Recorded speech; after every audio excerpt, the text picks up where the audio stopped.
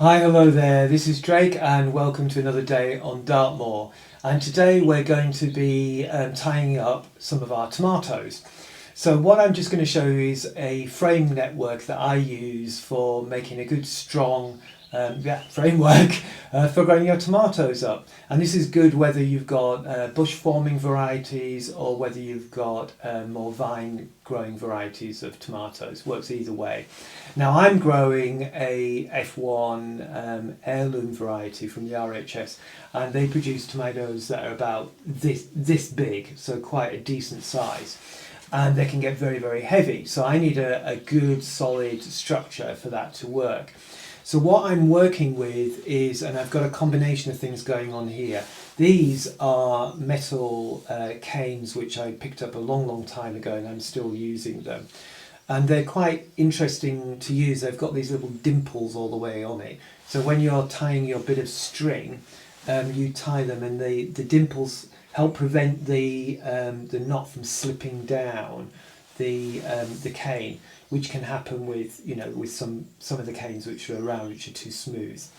Bamboo canes even can be a little bit problematic like that.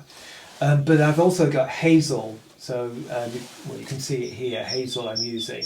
This is fresh Hazel that I just cut this morning, and as you can see it's still got leaves on it. So actually this Hazel may even root, which will be a bit of a win-win for me, because then I'll have some hazel trees which I can plant out.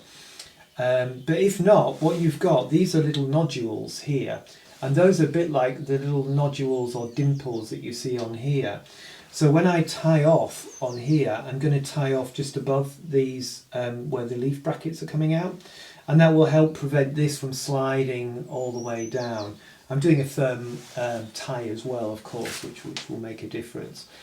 Now, when I first potted this tomato up, and if I've got a small one which I doubt in here, but we'll use a courgette as an example.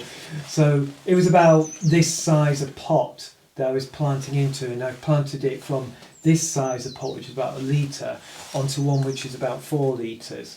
When I did this to begin with, what I did was I put the first canes in, the metal canes, and I put them in at this distance. So basically where the size of this pot I used as a reference to where to put the canes in. And I do that at the very first time that I plant them into the bigger pots, because I don't want to be ramming these through into the developing root system. So I want to do that in an early stage. Now these ones which I've put in, the other supports that I've put in, they've been just put in now because they're right up against the edge of the big pot. So they're less likely to do much damage to roots, because although this plant has been growing for about 2 weeks in the big pot, the roots are unlikely to have reached right to the edge.